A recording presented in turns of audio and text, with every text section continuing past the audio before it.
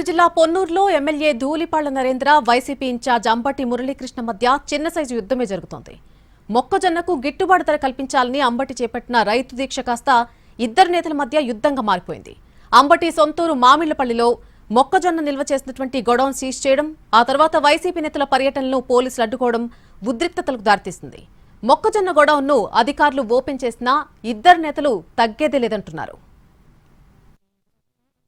Ponnuru MLA Dhulipalla Narendra, నియోజకవర్గ YCP incharge Ambati మురళీకృష్ణుల మధ్య మొక్కజొన్న గొడవ తీవ్ర స్థాయికి చేరింది. మొక్కజొన్నకు గిట్టుబాటు ధర కల్పించాలని కొనుగోలు కేంద్రాలు ఏర్పాటు చేసి మద్దతు ధరకు రైతుల నుంచి ప్రభుత్వం కొనుగోలు చేయాలనే డిమాండ్తో నెల క్రితం అంబటి మురళీకృష్ణ గుంటూరు కలెక్టరేట్ వద్ద రైతు దీక్ష చేపట్టారు. ఎమ్మెల్యే ధూళిపాళ్ల నరేంద్రపై తీవ్ర స్థాయిలో విరుచుకుపడ్డారు. నరేంద్ర దళారీగా మారి రైతుల నుంచి తక్కువ ధరకు మొక్కజొన్న కొనుగోలు చేస్తున్నారని ఆరోపించారు. తక్కువ ధరకు కొన్న మొక్కజొన్నను సంగం డైరీలో నిల్వ చేశారు అన్నారు.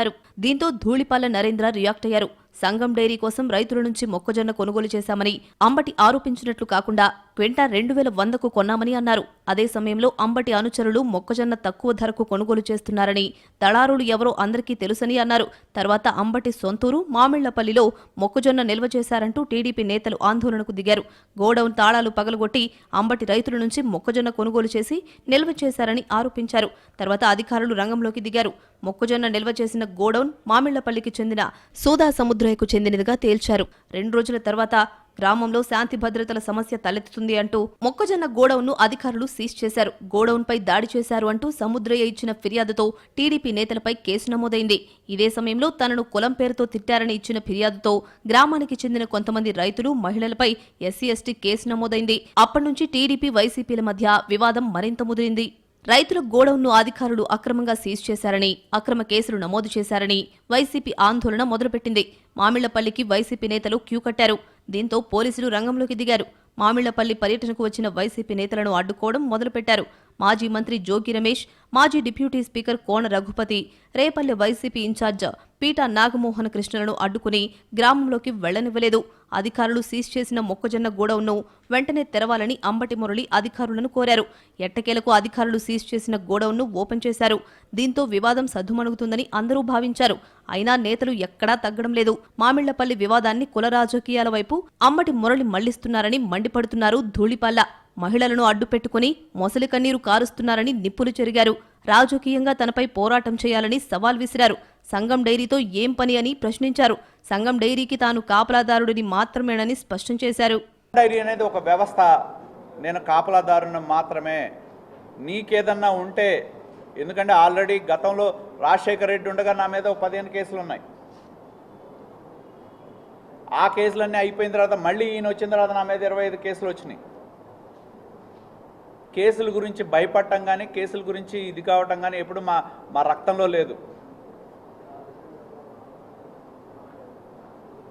ఏదన్నా కేసులు ఉంటే రాజకీయపరమైన పోరాటం మా మీద చేయాలి కానీ సంగం డైరీ మీద ఎందుకు అంటున్నా నేను? సంగం డైరీ అనేది రైతులు ఒక వ్యవస్థ, దానిలో అన్ని పార్టీలు ఉన్నారు. నా మీద పోరాటం చేయాల్సిన వదిలిపోయి సంగం డైరీని అడ్డం పెట్టుకుని దాని మీద ఆరోపణలు చేయటం, పదే ఆరోపణలు చేస్తూ ఉన్నారు. 5 సంవత్సరాలు మీకున్న అధికారంలో మీరు చేసిన ఆరోపణలు ఏవి కూడా నిరూపితం కాల, అయినా ఇవాళ అదే ఆరోపణలు చేస్తూ ఉన్నారు. అధికారులు గోడౌన్ ఓపెన్ చేసిన తరువాత వైసీపీ నేతలు సంబరాలు చేశారు. గ్రామంలో రైతులతో కలిసి బాణసంచా కాల్చి స్వీట్లు పంచుకున్నారు. ఇదే సమయంలో ఎమ్మెల్యే ధూళిపాళ్లపై నిప్పులు చెరిగారు అంబటి మురళీకృష్ణ. మొక్కజొన్న రైతులపై నరేంద్ర అక్రమంగా ఎస్సీ/ఎస్టీ కేసు నమోదు చేయించారని ఆరోపించారు. రైతులకు చెందిన సంగం డైరీని నరేంద్ర సొంతం చేసుకున్నారని తీవ్రస్థాయిలో ధ్వజమెత్తారు. నరేంద్ర రాజకీయ జీవితం సముద్రంలో కలిసిపోవడం ఖాయమని అన్నారు. తాము అధికారంలోకి రాగానే సంగం డైరీ నుంచి నరేంద్రను మెడ పట్టుకుని బయటకు నెడతామని అన్నారు. సవాల్ చేశారు. రైతులపై అక్రమంగా కేసులు పెట్టిన ఏ ఒక్క పోలీసు అధికారిని కూడా వదిలిపెట్టేది లేదని హెచ్చరించారు. పోయే రోజుల్లో నీ సంగం డైరీలో జరుగుతున్న మనీ లాండరింగ్, నువ్వు చేస్తున్నటువంటి వ్యవహారాలు అన్నీ కూడా బయటికి తీస్తా. నిన్ను జైలుకు పంపాల్సిన పనే లేదు. నిన్ను మెడబెట్టి సంగం డైరీ నుంచి బయటికి గంటే రోజు మరెంతో దూరం.